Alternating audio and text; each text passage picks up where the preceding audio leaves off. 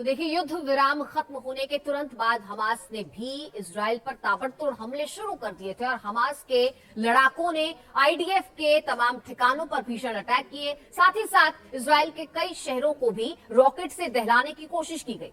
और आखिर इस बार क्या है हमास का नया प्लान और क्या वो वाकई इजराइल के लिए बड़ी मुसीबत बनने जा रहा है, इस रिपोर्ट में समझिए।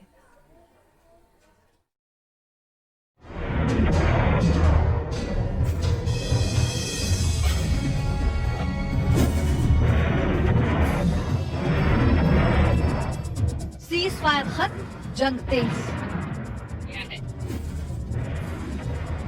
और भीषण होगा हमास इजराइल युद्ध का पार्ट 2। एक बार फिर इजराइल और हमास के एक दूसरे पर हमले तेज हो गए हैं। हमास लगातार इजराइल की सेना पर भीषण हमले कर रहा है। हमास के लड़ाके आईडीएफ के ठिकानों को निशाना बना रहे हैं। हमास ने वेस्ट बैंक में शावाज 1 एंटी टैंक मिसाइल के इस्तेमाल का ऐलान किया। हमास, पीआईजे और हिजबुल्लाह के आतंकियों ने युद्ध विराम के ठीक बाद इजराइल के कई शहरों को निशाना बनाया। आतंकियों ने करीब 10 शहरों पर भीषण हमले किए।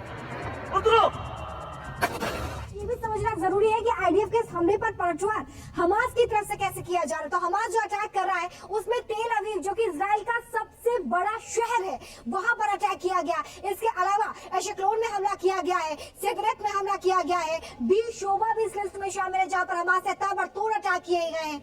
नेतीवोद भी वो इलाका जहां पर हमास ने अटैक किया है इजराइल के हमले का जवाब देते हुए।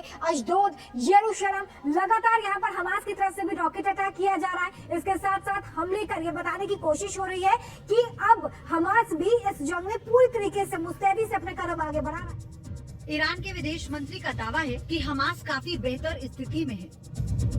وتقريبا 90% من طاقات وإمكانيات والقوات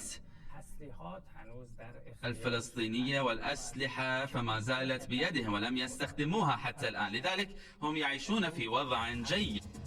हमास ने गाजा में आईडीएफ पर हमले का एक वीडियो जारी किया जिसमें गाजा में इजराइल के कुछ टैंक एक जगह खड़े दिखाई दिए। इन पर हमास के आतंकियों ने ड्रोन से हमला किया।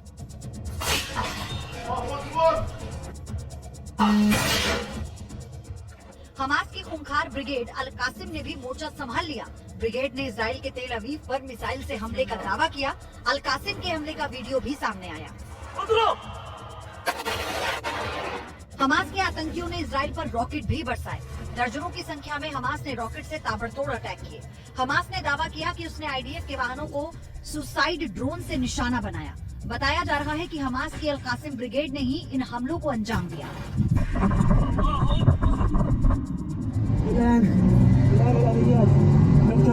सीज फायर खत्म होने के तुरंत बाद ही हमास के रॉकेट लॉन्च पैड भी सक्रिय हो गए, जहां से इजराइल के खिलाफ जबरदस्त रॉकेट अटैक किए गए। गाजा पट्टी में हमास के लड़ाकों और इजरायली सेना के बीच पहले भी भीषण युद्ध चल रहा है। हमास के लड़ाके आईडीएफ के जवानों पर छिपकर हमला कर रहे हैं। इसमें इजराइल के 9 जवानों के घायल होने का भी दावा है। रात के वक्त भी हमास के हमलों से इजराइल गाजा बॉर्डर का आसमान रॉकेट हमलों से गूंज उठा। हालांकि इजराइल के आयरन डोम ने सभी हमलों को नाकाम कर दिया और सभी रॉकेट को आसमान में ही मार गिराया। रात में हमला करने का एक और वीडियो सामने आया। इजराइल की ओर से जारी किए गए इस वीडियो में आरोप लगाया कि हमास जानबूझकर आम लोगों को निशाना बना रहा है। हमास के हमले सैन्य ठिकानों की बजाय नागरिकों पर हो रहे हैं। हमास ने वेस्ट बैंक के बेथलेहम में उन इलाकों पर भी हमले किए जहां इजरायली सैनिकों ने कब्जा किया था। रात के अंधेरे में किए गए इस हमले का वीडियो भी सामने आया। वहीं हमास के साथ साथ अब लेबनान से हिजबुल्लाह भी इजराइल पर हमला कर रहा है। हिजबुल्लाह ने दावा किया कि उसने लेबनान बॉर्डर पर इजरायली सेना को निशाना बनाया। वहीं इजरायली मीडिया का भी दावा है कि 1 घंटे में उत्तरी सीमा पर हिजबुल्लाह की तरफ से ताबड़तोड़ 5 हमले किए गए। हिजबुल्लाह इजराइल के खिलाफ अपनी रादवान यूनिट को मोर्चे पर तैनात करने जा रहा है। हिजबुल्लाह ने अपने सबसे खतरनाक इकाई रादवान ब्रिगेड का एक वीडियो जारी किया। इस वीडियो में रादवान यूनिट के लड़ाके बर्फीली वादियों में जंग की प्रैक्टिस कर रहे हैं।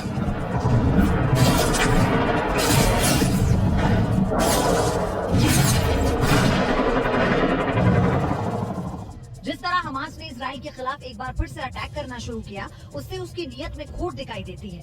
अमेरिका ने भी युद्ध विराम खत्म होने के लिए हमास को ही जिम्मेदार बताया। To understand why the pause came to an end.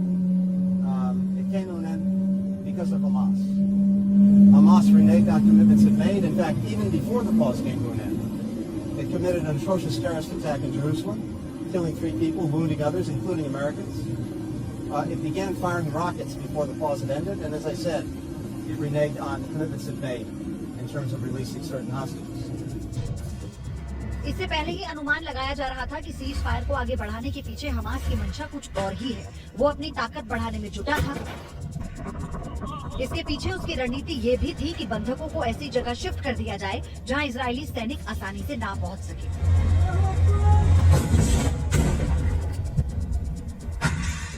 लेकिन इस बार हमास की राह आसान नहीं होने वाली। अमेरिका ने इजराइल से कह दिया है कि अगर हमास के आतंकी अस्पताल, स्कूल और नागरिकों का सहारा छिपने के लिए लेते हैं तो उन्हें भी मार गिराओ। बस ध्यान रहे कि नागरिकों को नुकसान न पहुंचे।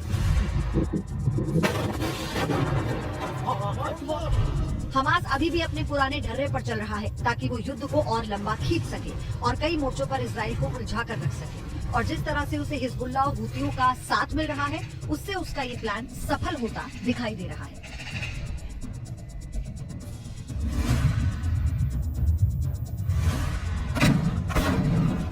Team news nation.